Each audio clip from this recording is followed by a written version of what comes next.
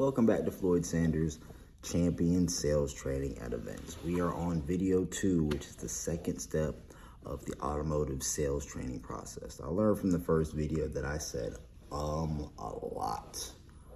And the cool thing about the car business is you meet a lot of different styles and you learn a lot of things. You learn a lot about yourself doing the sales training thing. So we all can do a little critiquing along the way. On the second step to the sales process called Counsel and Qualify. You're asking basically if they're trading their vehicle, if they're buying a second vehicle, what they're trying to do.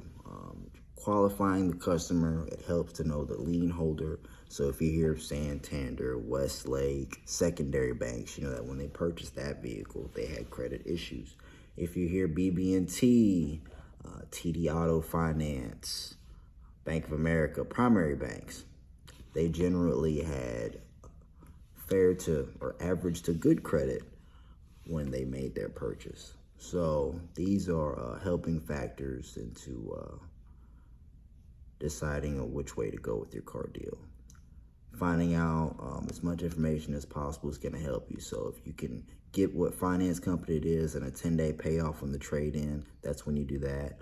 Find out the current payment, how long they had the current vehicle. And if you could go ahead and fill out a credit application, that definitely helps. If you're on the lot, I like to ask on a scale of 1 to 10 what the credit is. So on a scale of 1 to 10, how would you rate your credit? Basically ask what options they have in the current vehicle that they need or want, the new ones. Find out if they need a bigger or smaller vehicle. Just pretty much get down to the nitty gritty. Whatever the skinny is, you need to know.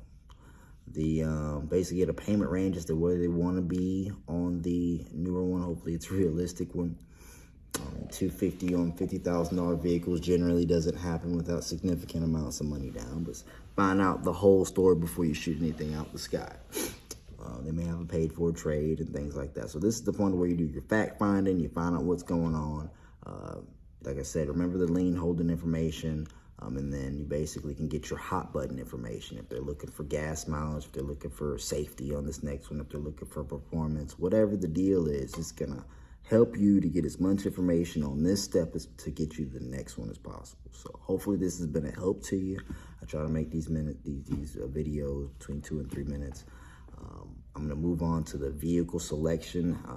That's kind of the next step is where a lot of people kind of lose deals there. So we're gonna really emphasize on that next. So we'll get into that next.